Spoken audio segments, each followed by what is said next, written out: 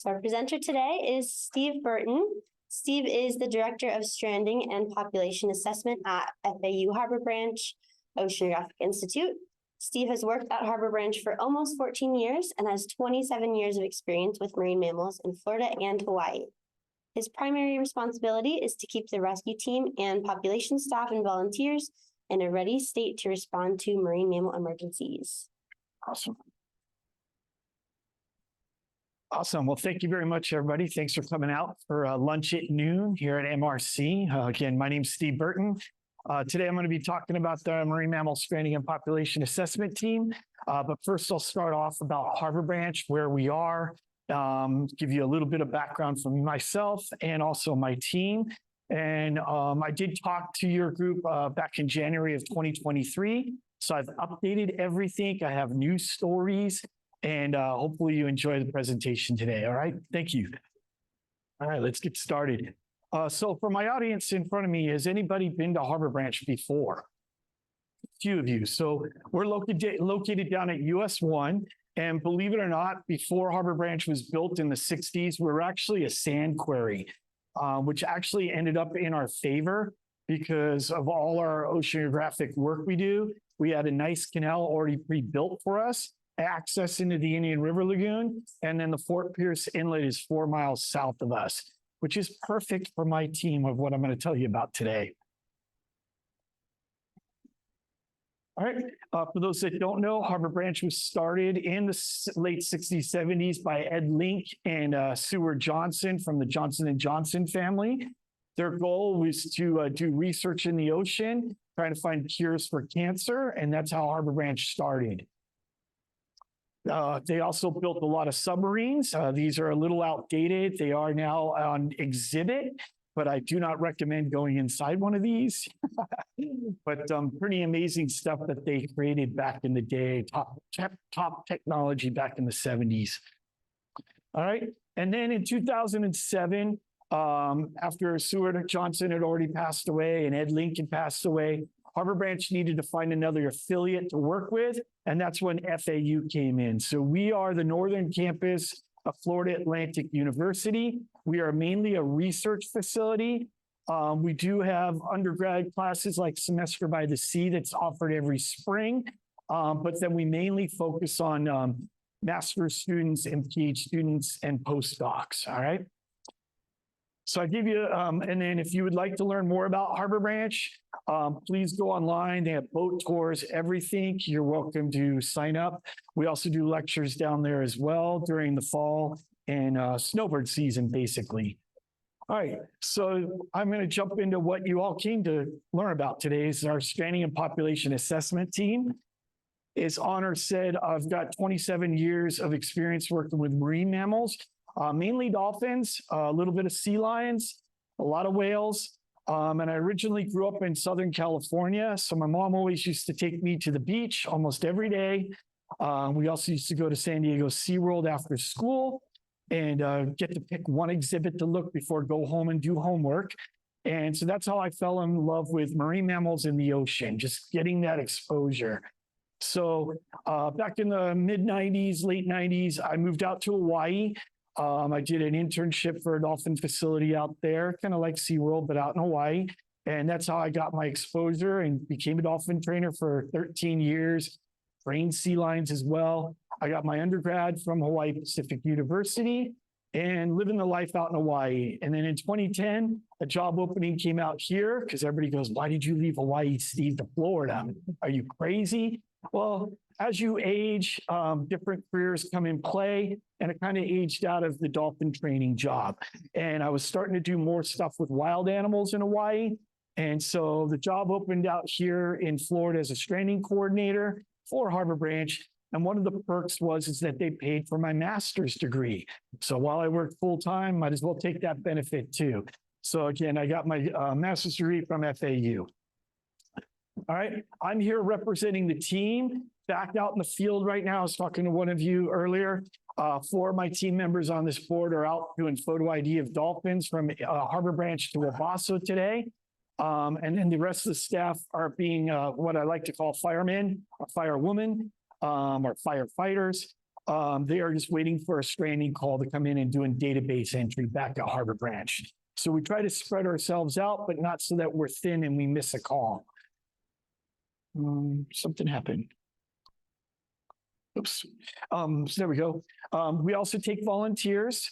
So if you're interested in being a volunteer, come see me after this presentation. They help us with data input, help us go on the boats, and do all the record keeping for us while we're out there. Some of them do help us in the stranding department too. All righty. So I mentioned I work at a research facility, but our program is considered a service to the university. So while my team is experienced in working with dolphins and whales around the clock 24/7, our goal is to handle the animals, whether they're alive or dead, in a humane way, treat them just like you would treat your dog or cat at home with respect and look after them. Our goal is to do our necropsies at top notch, our photo ID at top notch, our QA and QC of our data top notch, so that scientists at Harbor Branch, like our veterinarian or other researchers, can use our data for research publications. All right. To work with marine mammals, you need to remember they're protected by law through NOAA, or National Marine Fisheries, from the Marine Mammal Protection Act of 1972. So we have a stranding agreement with NOAA that we renew every 3 years, and we have to turn in a report with our application for that. And then we have a photo ID permit with NOAA that we redo every 5 years and have to turn in a report every year. And basically, it's telling NOAA, or asking permission for NOAA National Marine Fisheries, why do we want to harass animals, or dolphins, cetaceans, and whales? There's got to be a reason. You can't just go get a permit out there just to go take photos of them because you think they're cute, they're fun.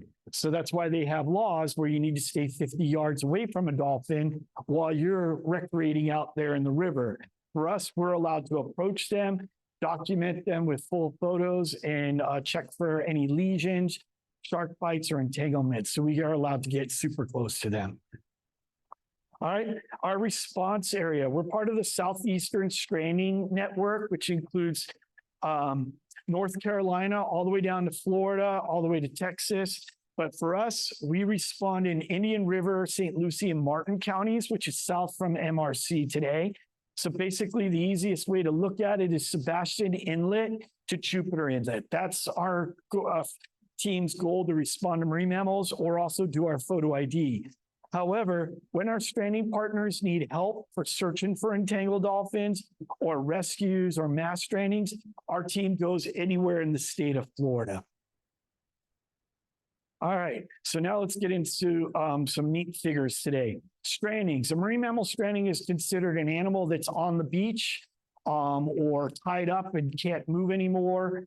And so I started in the program in 2010. Our program actually started in 1999. So there's been employees before me that have worked at Harbor Branch, and we've just carried on the legacy and continue to grow. And so since that time, we've responded since 1999 to over 252 strandings in that time. So it looks out where you break it down to about 10 stranding events per year on average for our 3-county area.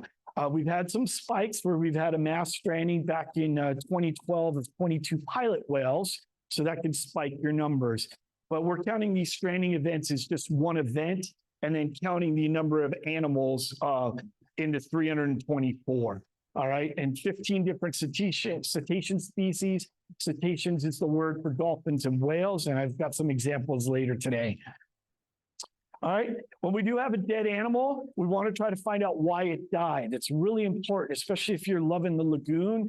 You want to see what's happening in your lagoon and seeing what's happening to the predators like dolphins out there, what's affecting them. So we do have an amazing lab run by our veterinarian, Dr. Annie Page.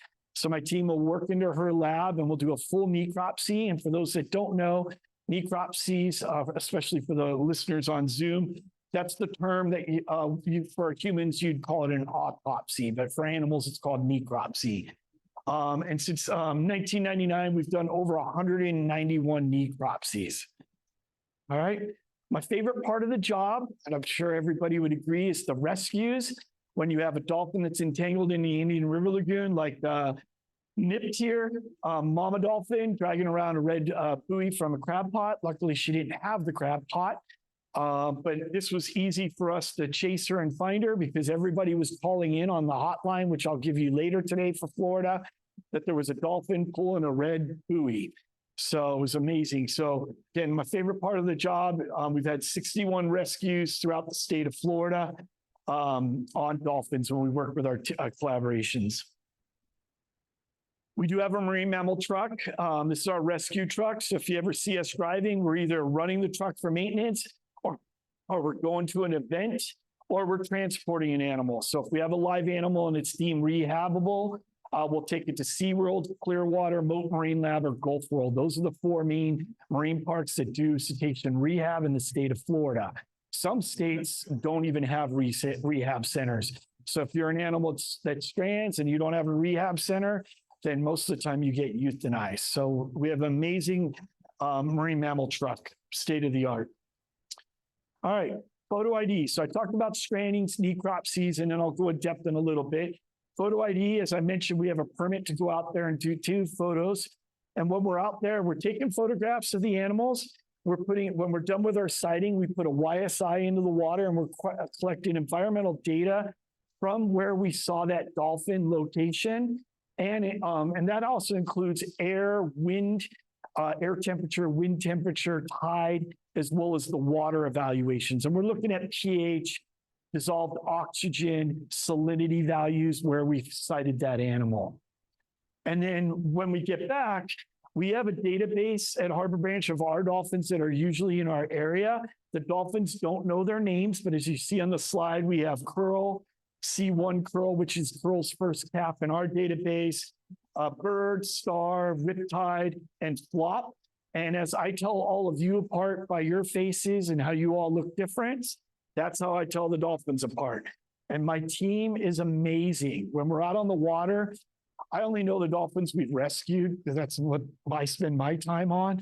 They're just ripping it off. Oh, that's Flop. That's Bird. And I'm like, how do you know? Well, they're telling by the edges of the dorsal fins. Some are pretty easy to determine, like Flop on the far right-hand side versus Curl's little Flop. All right. Next slide here. And then we do a lot of education outreach like I am today. Previously, we didn't count this as a matrix, and I thought it was really important because my team really goes out in the community and shares this information to you. So you'll notice that the date is just April 1st, 2022. That's when I started counting these. And so we're over 80 events so far. So this will make it over 81. But we'd like to just get out there and tell you what to do if you see a stranded animal. All right. So you're probably going, all right, Steve, well, why do you want to, or what are the causes of a marine mammal stranding, and why do you want to respond? Well, I'm not going to go over all these, but some of the big words that we care about, since we're here at the Marine Resource Council today, is we all care about the lagoon. There's a lot of talk about pollution, runoff, harmful algae blooms. So that's why we're out there looking after these marine mammals. And then sometimes we don't know why they stranded. All right. They just stranded. Even though you do a necropsy, you're not just finding that magic flag of that's what it was. But most of the time you can find out, is it old age? Was it disease? Boat struck, entanglement? You can find out some of that stuff. All right. And then the coolest thing about strandings, it always gives my team repetition, practice, keep our skills up.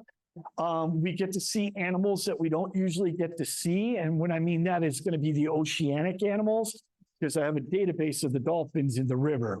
All right. And it leads to a lot of cool research.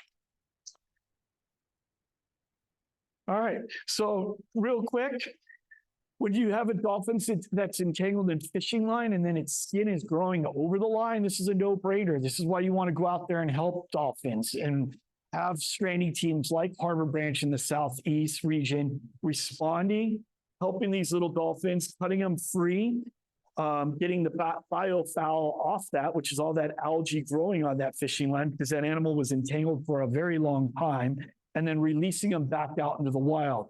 This animal is alive. It's still out there in the Indian River Lagoon. This animal was up in the Cocoa Beach area. It's just got the bad permanent scarring for the rest of its life. All right. But as I mentioned, you get some exposure to oceanic animals that you never get to see here in Florida on a regular basis. Spinner dolphins. They're a very small species of dolphins. They got long rostrums or snouts, and they got little itty bitty teeth, right? They eat little fish, little squid. And so this animal was a part of 6 dolphins that stranded in the Keys in 2016 down in Key Largo. We took our amazing marine mammal transport truck down to the Keys and transported the 2 animals that were most likely to survive after the veterinarians looked at it to SeaWorld. These animals don't do very well under human care, so unfortunately the 2 didn't make it after a few days, but we tried. And basically these animals stranded because back in 2016, a hurricane went around the Gulf into the Gulf of Mexico around the Keys and pushed this group of spinner dolphins into very shallow water where they got disoriented for over a week, weren't eating. And so they had I think they had low glucose levels. It's either high or low, I can't remember. And that's what caused them to be disoriented and stranding, unfortunately. So that's an environmental event that caused that stranding. All right. In my photo ID offshore, I haven't seen a spinner dolphin yet. I'm hoping out there, but haven't yet. Beaked whales. This is a Gervais beaked whale. In the Atlantic Ocean, we have 5 species of beaked whales. They're a very deep water animal. They shouldn't be stranding on our beach. So when they do strand, they've pretty much given up on life. And I usually get in my 3-county area beaked whale about every 4 years. There's a gentleman in Poland that loves beaked whales. And as I mentioned earlier, we do a lot of permitting through NOAA. So when we have a stranding, we need to turn in a 24-hour report to the network. I kid you not, once I've submitted that into the database for NOAA, within 30 minutes, it doesn't matter what time it is in Poland, this scientist from Poland is emailing me right away. Hey, Steve, I forgot the gentleman's name. I apologize if he's listening. Could you please give me measurements and photos and I'll tell you what beaked whale you have? Because it's really hard to tell them apart. And the guy just loves beaked whales. Now, if you talk to me, I love dolphins and I love humpback whales. Again, the Hawaii thing. So I love humpback whales. But this guy loves beaked whales. All right. Sometimes our number 1 stranded animal for our area is dolphins, the bottlenose dolphins, mainly the ones in the river. Our second animal that strands for our area is called the Koja breviceps or pygmy sperm whale. So this is the second type of animal. It's an oceanic animal. It's a deep water animal. It likes to eat a lot of squid. It doesn't do well in human care. For my audience here today, what do you think this animal stranded? Why do you think it's stranded? What's the clues in the photo? No? Starvation. Thank you. Starvation. And why did you say starvation? Ribs are showing. This should be, or you can see it's even its skull. It's starved to death. So it wasn't eating. And so that's what was the cause of death for it. Boat strike, I think you guys are going from the red marks on it, but that's just the carcass washing in the surf on the sand. So it's kind of like us when we were kids and we wiped out on our bikes or skateboards and we abrased our knees. It's just that rub marks on it. So good guess. All right. So when we're in the necropsy, we do a generic analysis that all other stranding groups do so that we can share and collaborate. And we go through what's a morphometric sheet as well as counting the teeth.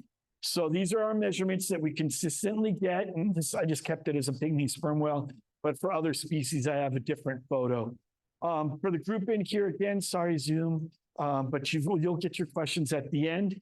What do you see on the tooth count on the bottom of the sheet for this animal species? What's the clue? No teeth on the upper jaw.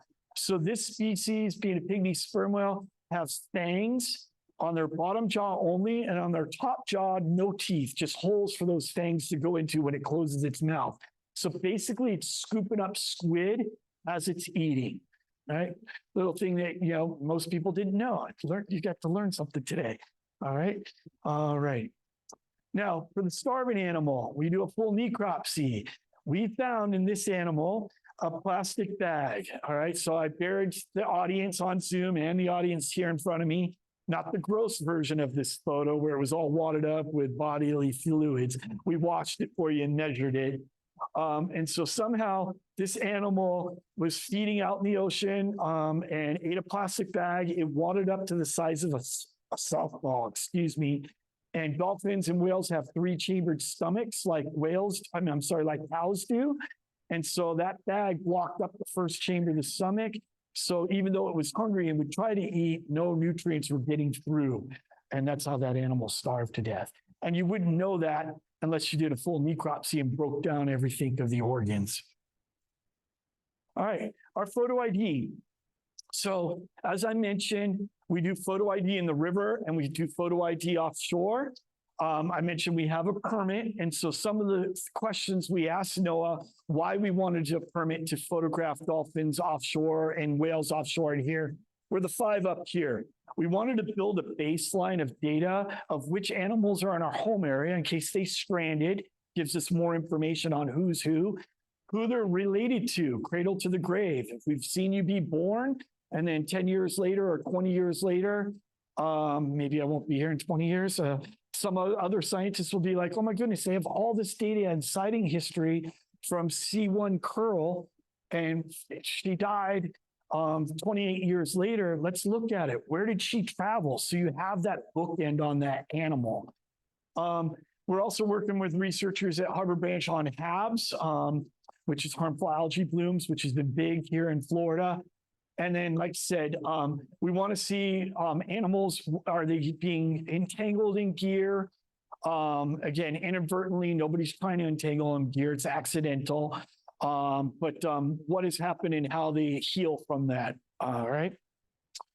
And I already mentioned we do full photos. So we're looking for scars, lesions, YSI data. We'll check animal behavior as well. So I was speaking to one of you today before the presentation started. And each month we do the Indian River Lagoon. We've broken our 70-mile area into 5 transects and we zigzag across that area. Now, wintertime, we have less hours. So we almost take up the whole day. Summertime, we have more daylight. So we're able to get certain areas done. So in this photo, we zigzag across the lagoon for one area. So you've got the Sebastian Inlet area all the way down to Wabasso down to Harbor Branch down to Jensen Causeway.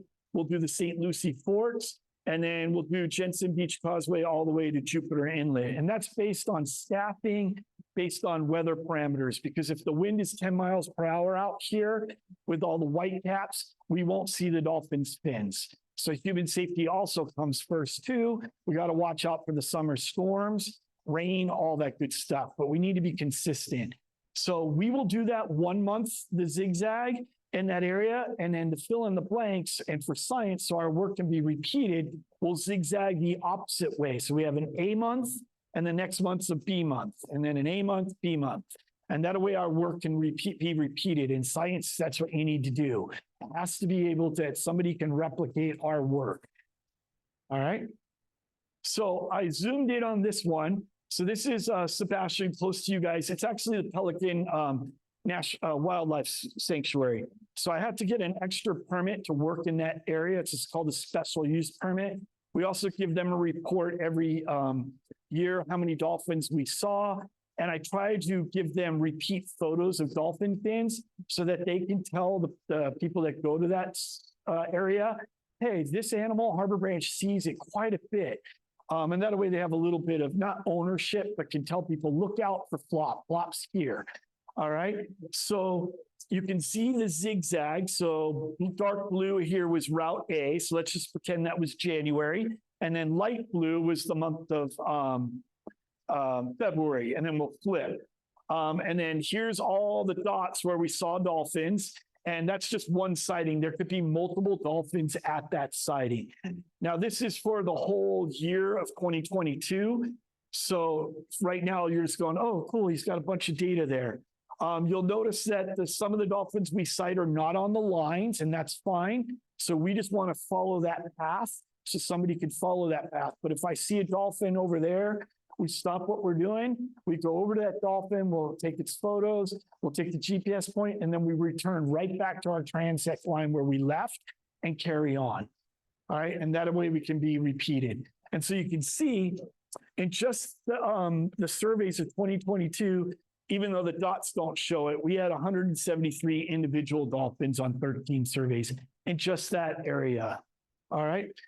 Now, since then, we've started to see some trends, and that's what we want to see. After about 3 years of doing photo ID, you're going to start to put some trends together. So some of the trends our team has seen is, believe it or not, in July, again, it's just the day we were there. It's no magic thing. The time we went through Pelican Island on that day in July, we have had no dolphin sightings the last 3 years.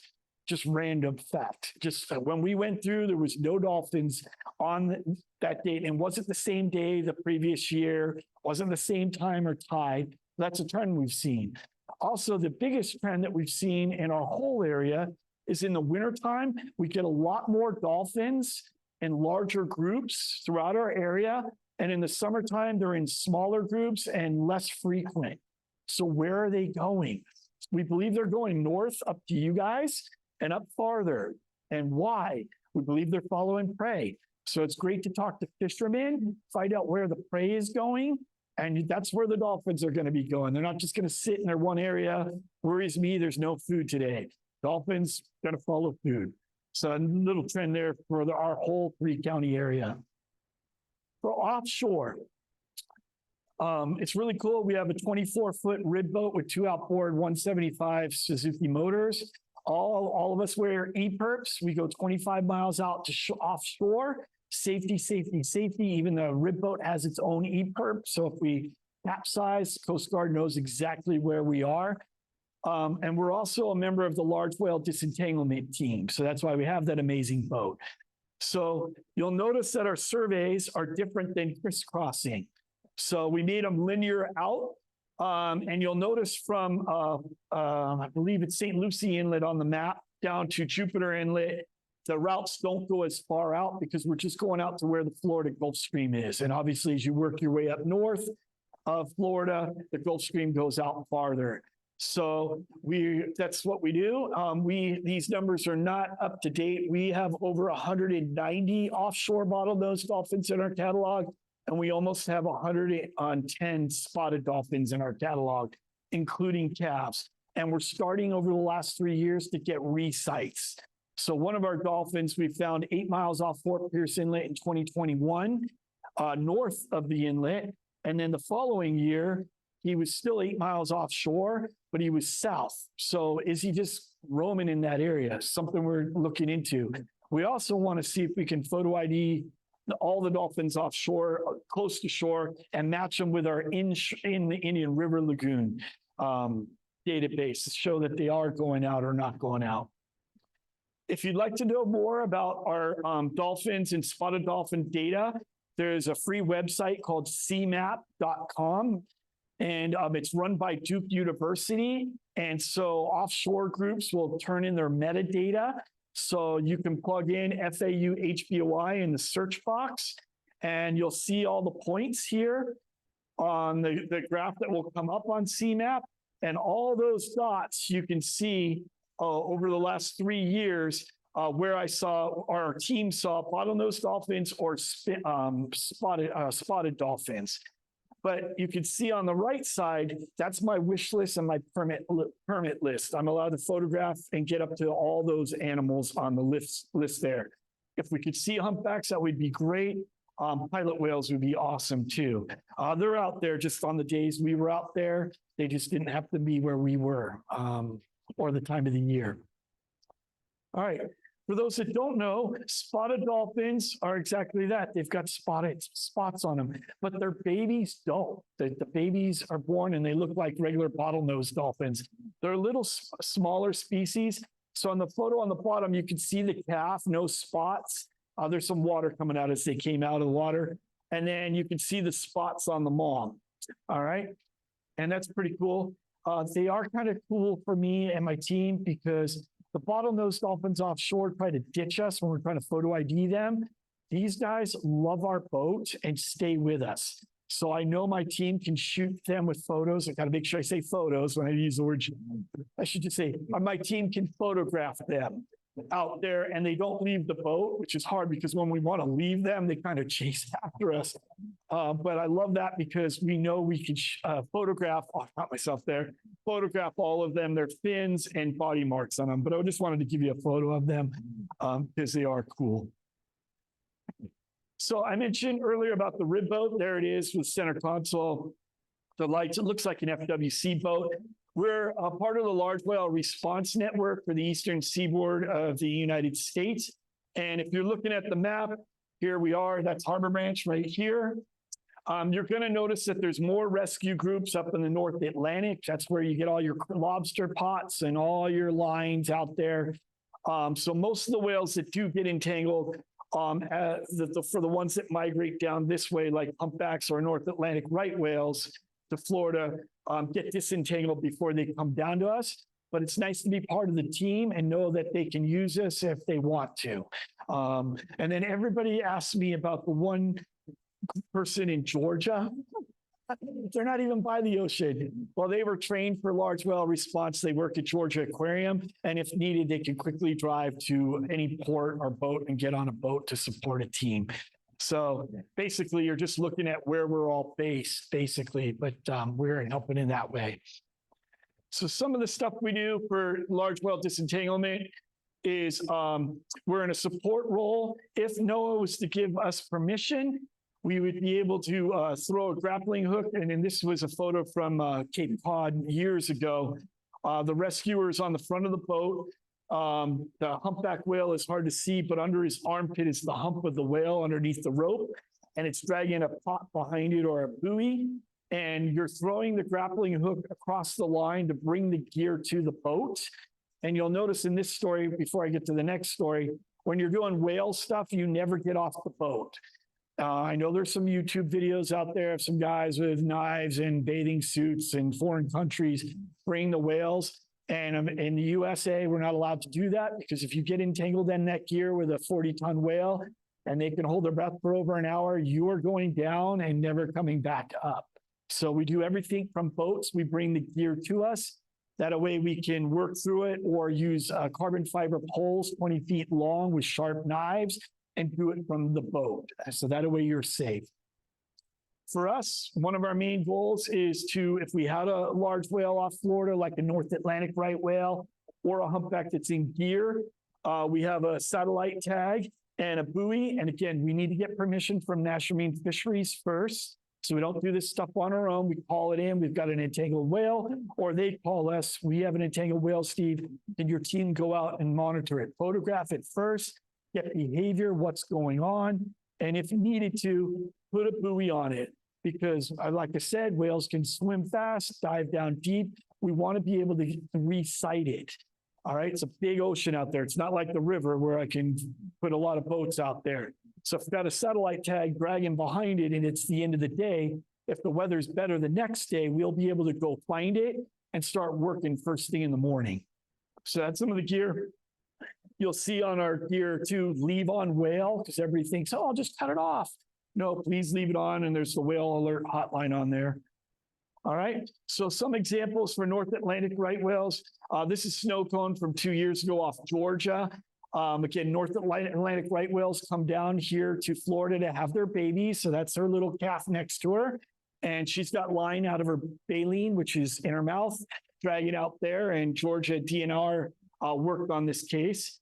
Pretty neat, but I wanted to give you a photo of typical entanglements. And so gave you that one. Let's see what's the next one here. But a lot of the times it's just monitoring them. So this is Pilgrim and her calf. Pilgrim was named out of the New England catalog. She was a known female, had multiple calves.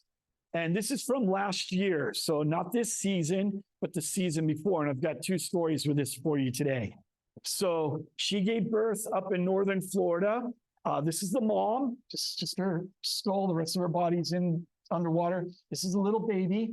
All right, has no callosities yet on there, and that's how you tell a North Atlantic right whale apart from others is the callosities on its head. And so These dates here is when Pilgrim and her little calf were in our response area. So these are the dates. She was called in. We went to the beach. No need to harass her. Just a mom and baby doing mom and baby stuff. Just keep the boaters away 500 yards. And you can see where she traveled south. And then after the 19th, she just, actually, I take it back.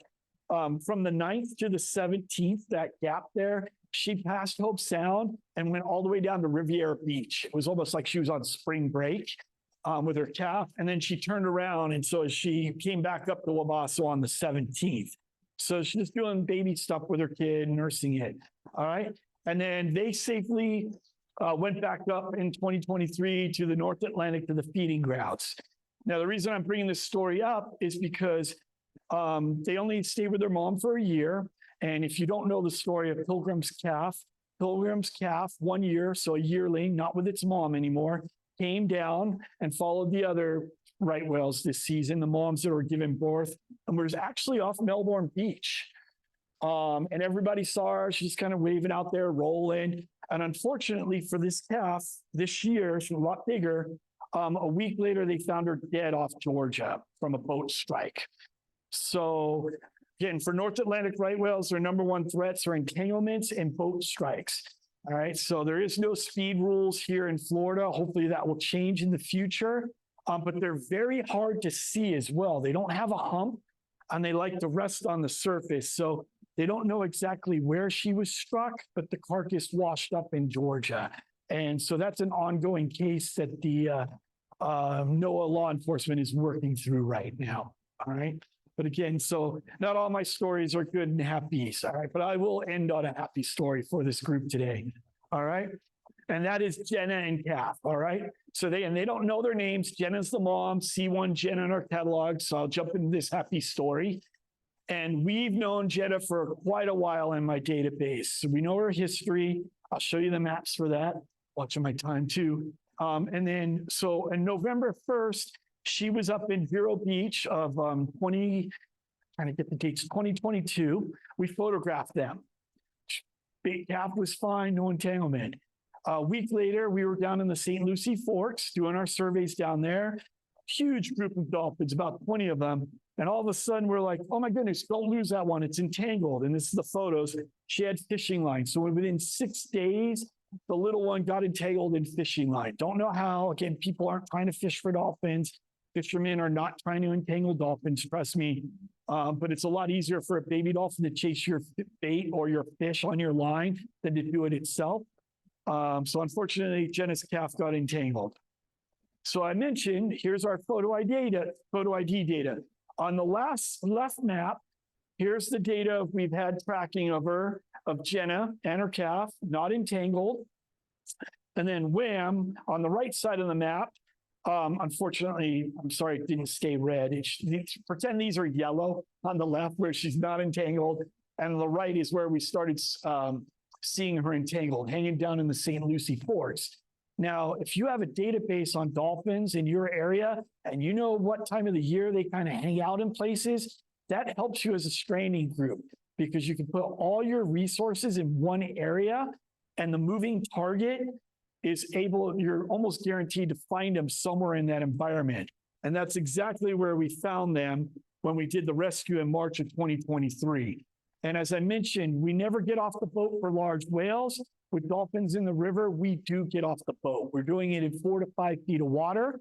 How do we catch an entangled dolphin that's free swimming? Again, we have many calls with National Marine Fishery and our stranding partners. We bring all our experts over to work together with many boats. And the dolphins don't know you're trying to help them, but you're going to encircle them in shallow water, preferably on sandbar areas. And you can see Jen and her calf is in the middle of what I would call the compass. So we've encircled them in the net. They can hold their breath for 10 minutes. And in this case, they did swim into the net. Because we surrounded the net with all our expert staff, not only from my group, but like from SeaWorld, FWC, Hub SeaWorld, NOAA, Clearwater Aquarium, you name it, Lucie County. It's all one group. We were spread out and then we were able to grab them and work on them. So there's all the team together. And believe it or not, in that hot mess is a mom dolphin that's really not happy right now because she's being handled by people. and her calf.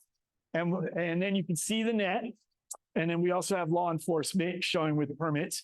And when we do catch a mom and calf, we put them together head to head so they can see each other.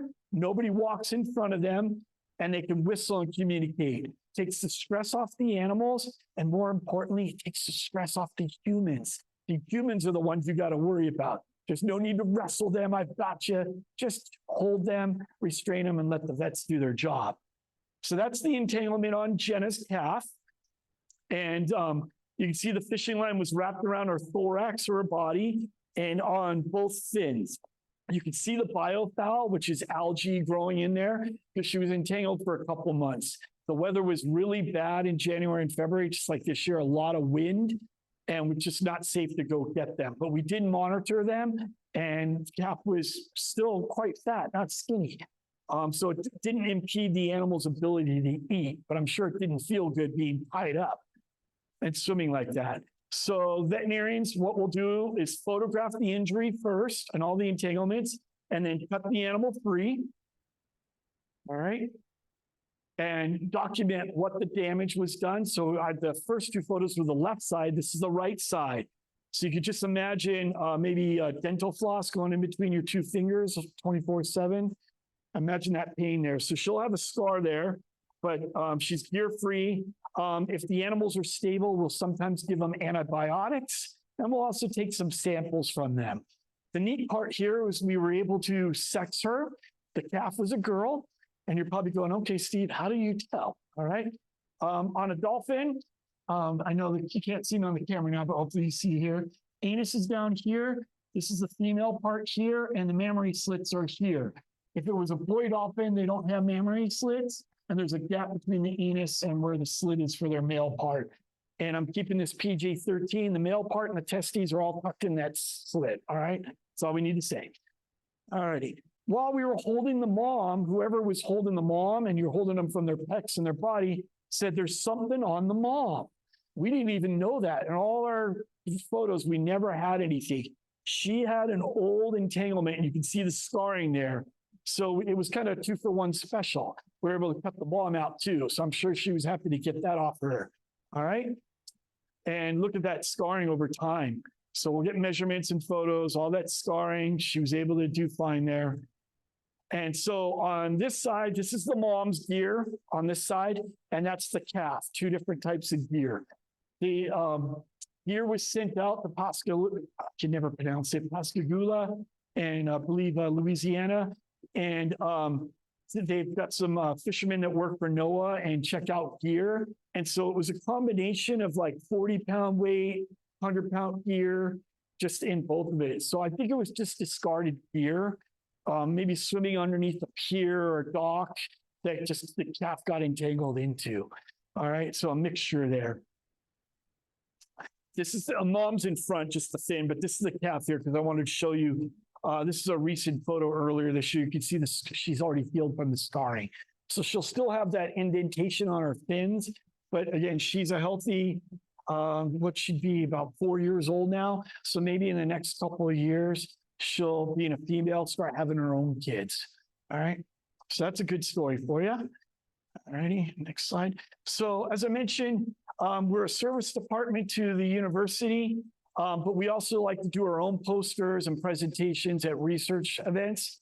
So just in the last 3 years, I know it's hard to see in this group here, but maybe you can see better online. We have a database poster of where we saw dolphins that was showing the trends versus winter versus summer, group size of sightings.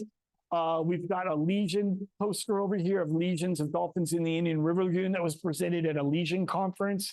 We also have a poster on seagrass, and where we're seeing dolphins in seagrass area, probably because there's more fish in that environment. And then recently at the IRL symposium, one of my staff members gave a presentation all on types of fish that we've photographed them eating, and a breakdown of which species. Kind of cool, right? So that's what we've done. Now, our stranding work on top of that, we'll work with Dr. Annie Page. These are a couple of research publications that have just been gone out this year. So you can Google those on your own. but you can look for Dr. Annie Page as the primary author. And then some of our work from microplastics from stomach samples or tissue samples, in this case, it's gastro, so it's stomach, was shared with these researchers, and they worked on that, and then we were just cited in it. So we do work on research as from our service work. What's next for my team? You may see us flying drones. All right, I've got almost all my staff are FAA Part 107H certified. We'll just need to amend our permit and add it to our photo ID. And our goal here is to check the status of the animal's health using drones. It's less evasive. You're flying it at 100 feet above them. You can get all the morphometrics without handling them. And some of our goals is to check health is if how are they doing during seasons, gaining weight, losing weight? Are they pregnant? Are they injured or starving or lesions in that case? But this is the newest stage. So next time I talk to your group, hopefully I'll have some good videos of that. And again, we'll know who they are because first we'll photograph the dolphin's fin, and then we'll fly the drone over them. So it's always paired and it's not just a blind, oh, we did disc alpha, but we don't know who it is. How can you help? Before we get to questions and answers today. So for in Florida, for people listening here in the audience and on Zoom, if you're from Florida and you see a dolphin, whale, or any manatee or any other sea turtle in distress, please put this phone number in your phone, 888-404-3922. It is manned by FWC research biologists after hours and then dispatched throughout the state of Florida. They have a whole phone tree. So let's just say you're up in Ponte Vedra and you saw a dolphin strand. If you were to call that number here, the dispatch will give you the local stranding group and connect you with them so that help can get to that animal. Now, if you're not in Florida, you need to look at what your state has. All right, so for my Zoom people, you need to look into that. However, if you download the Dolphin and Whale 911 app for the US, that would give a GPS point where you are, and you would submit it to National Marine Fisheries, and the same thing, they have a dispatch officer. So if you're not in Florida, let's say you're in Texas and a dolphin strands, if you have the 911 app on your phone, it's free, or Android or iPhone, you'll download it, tells you everything to do, take a photo, submit, it'll put the date, time, stamp it in GPS, all right? That's how you can help from home and not volunteer or be on our team, but you can help dolphins and whales. How can you be smart when you're out on the water? Enjoy dolphins. They're beautiful. Stay 50 yards from them. If they swim by your boat when you're fishing, please bring up your line, eat a sandwich, have another beer, check your cell phone for text messages, call your loved ones, check in with them, because the dolphins are going to scare all the fish away anyways. And then once the dolphins are gone, throw your line back out there, all right?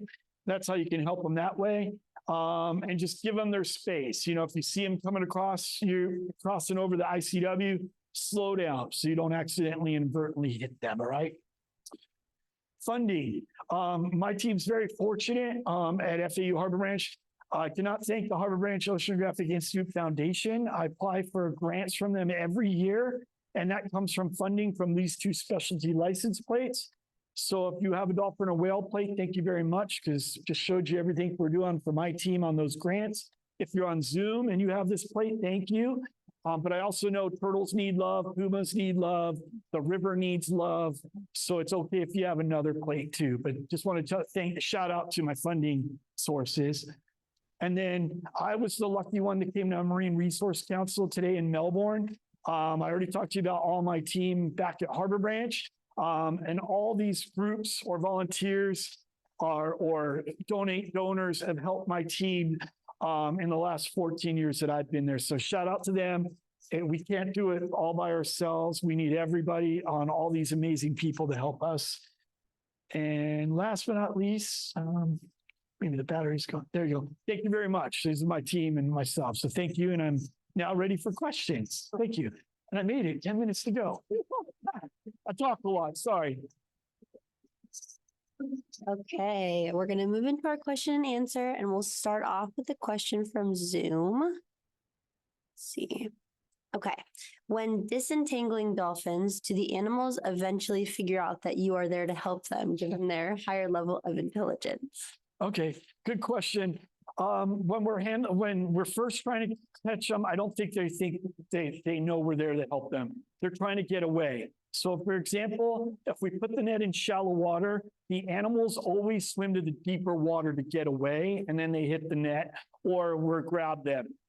They will put up a fight when you're holding them, and then they kind of just give up. All right. So I don't really think they know that we're there to help them. They just give up. They've tried a few times to fidget, fuck us off, and then they just go, okay, you got me. Do what you need to do. And then as soon as you push them off, they swim away super fast. So hopefully I answered that for you. Awesome. Okay. My next question is, do you handle manatees also? Ooh, good question. The question was, do we, you had it, sorry. Do we handle manatees? Manatees are under permits through U.S. Fish and Wildlife. And here in the state of Florida, that is run through Florida Fish and Wildlife. So we do assist FWC with manatees. However, we need their permission first. So they will call us and say, hey, Steve, are you guys out in the water? We're getting a report of a manatee. We're over in this area. Could you check for us? And we always say yes. Or if there's a dead carcass, if we can help them secure it for them or bring it to a dock so a law enforcement officer can get that carcass for a manatee, we'll do that too. But we need the research biologists from FWC to give us permission first. Vice versa, collaborating, they help us. My task team works through, every day of the week, off hours, holidays, and weekends. So we don't live at Harbor Branch on the weekends. We go home. But if I have a stranding in Hope Sound, which is over an hour away from Harbor Branch, and it takes you 20 minutes to get in from from home to work to get the gear, FWC always goes and stabilizes the animal for a dolphin or whale for us. So it's teamwork. Awesome. Thank you. What trends do you see in dolphin health? Right now, so trends in dolphin health. Right now, we see in the Indian River Lagoon a stable population. There's a bunch of publications out there for the whole Indian River Lagoon, about over 1,200 dolphins, individuals. And that's been stable for the last few years. We have not had an unusual mortality event in the lagoon for quite some time. There was one, I don't have the exact dates, maybe 9 years ago up in the northern part of the Indian River Lagoon where there was a mass die-off of dolphins, but right now it's about stable. So when we take our photos, we're looking for lesions and all that good stuff to keep it on it. But, about 1,200, yeah. Okay. And I'm not sure if you're familiar with the manatee statistics. Do you know how many starvation deaths they saw last winter? Good question. Sorry, I don't keep up with manatees and their deaths, but there is a website, public website. So you can go online, FWC, unusual mortality event of manatees, and they've got all the numbers right on their website. You may have to do some Google searching, but it should be there, but I don't have the number for you. Awesome. Okay. Are there any more note cards from the audience? Okay. Do you have one? Okay. I'll bring you the mic. You mentioned that there's different places where you do take the dolphins. Is there a specialty that SeaWorld does versus somebody else does that where you take them, or is it just who's closest? Yeah, good question. For us, the closest would be SeaWorld. You want to put less stress on the animal, long durations, but it also goes to empty pool and staffing. So that could be, and can that animal make that trip? And that's based on the veterinarian's diagnostics of the animal. And then also quarterbacking with the stranding coordinator and that facility. So like I said, for us, the closest place is SeaWorld. It's an hour and a half away. They have an empty pool, experienced staff. The next one would be Clearwater Aquarium, just to shoot across. And we've taken multiple animals there. In fact, all of Clearwater Aquarium's dolphins on exhibit are rescued animals, including their rough-toothed dolphins. And if you've ever seen the movie Dolphin Tale 2, Hope is in that movie. Our old ambulance and some of our old crew are in that movie, where we worked with Hub SeaWorld because Hope stranded the same place or in the same vicinity where Winter dolphin from Dolphin Tail, one stranded. But we took him over to Clearwater. That was where an empty pool was available for a rehab. So it's based on, can the animal make it? Is there an open pool there? Do they have enough staff at that time to take care of that animal? And so and what is the health of the animal? And does that animal do well under rehab? And so that's that. So hopefully I answered that for you. What's the main? Will you wait just a second so I can bring you the mic? So Zoom can hear. Thank you. Oh, yeah, what's the main diet of the dolphin in the river? It's a bunch of different fish, spotted, speckled. I've got it on my computer, but there's like 5 that I've seen them mainly eat. Mullet is on there, but they'll eat anything. And some of the dolphins that have stranded have eaten invasive fish or fish they shouldn't eat that have the big spines, and it's got stuck in their esophagus and basically punctured it where they've died from that. So they're kind of equal opportunistic hunters. They'll take what they can get, but they do have their specialty. And I have that on my computer, but I don't have it on my hard. I'm sorry. Do they hunt in code? They could, or well, I'll see that on the seawall.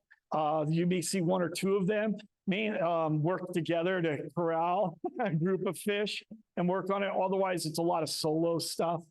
When we were up in the water over here, I got to remember my location, down by Sebastian Inlet, which is south of here. In January, we were doing our photo ID and there was dolphins everywhere. It was just a long day of photo ID. Shallow water, there was bait fish everywhere. I can't remember what fish they were throwing back, the fishermen. But there was a lot of sharks too, bull sharks. They were all hitting the bait fish. They weren't bothering each other, but it was amazing. And the water quality was really good that day because we hadn't had rain for a couple of weeks, kind of like how it's been lately. So you could see the bottom. I think it was redfish that the dolphins were going after, I believe, because I was asking the fishermen, it's against a lot of feed dolphins, make that clear. But all these fishermen that were catch and release, the dolphins were watching, and listening, saw which guys had line. Fishermen would unhook. Dolphins weren't by their boat, but as soon as they let that fish go, all of a sudden you'd see a group of dolphins and they weren't herding together. It was just who got there first got it. It's kind of competition for it and race over and get it because, that fish is stunned, put up a fight. It's a little fatigued, a lot easier to catch. So kind of interesting, but I think it was redfish that day. So dolphins can be smart at times, and then they can be not so smart when they get entangled. It's like humans. Sometimes we're smart, sometimes we do the stupidest things. That was on the inlet. On the inside, yeah. Where everybody makes that, you go down the ICW and you make that left turn. I forgot the campsite on the northern part of the inlet that everybody camps at. But it's, there's actually a Johnson seagrass area that's in right there too. It's a small patch of seagrass that's protected, believe it or not. But a lot of people fish over there. I can't think of the campsite. What's the campsite? Long Point, yeah. A lot of fishermen in small skiffs. They come right across Main Street boat ramp because that's where we launch and go straight over there. And you have a field day most of the time catching fish over there, especially in that shallow area. That's where the dolphins came in. 20 of them. They were all over the place that day, everywhere, just going up and down the river. In January? Yeah. I got it. We only have time for about one more question today. If Steve's going to stick around, maybe. I'll do two. I can talk all day long, so I'm here for you and the listeners. It's all good. I have 2 quick questions. Go How for many it. volunteers do you use per year? Okay. So volunteers, currently, I believe I have 6 currently. Their main focus is to come in and help us with database. They crop photos, input data for us, and then they go out on the boats with us for photo ID. They first learn to hold animals. So if I've got 2 sets of dolphins out there and we're shooting these guys, I don't want to lose the other group. So I have staff and volunteers.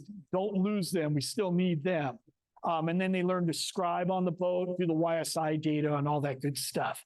So I have about 6. A couple of them have been with us for so long, that they also participate in the stranding. So it's like a growth. You start with photo ID, it's a long day out on the water, or you just come in once or every 2 weeks and do some data input for us.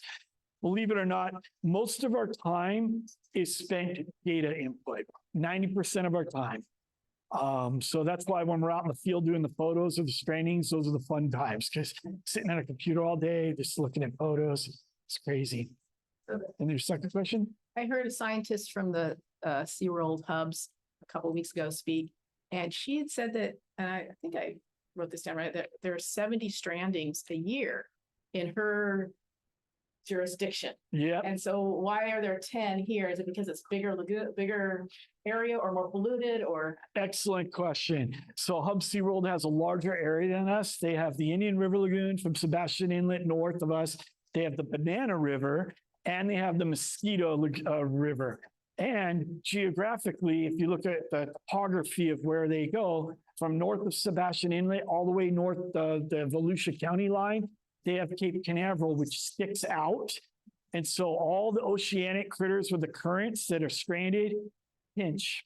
So they have it on both sides, whereas mine's kind of just a free for all. There's not that topography issue.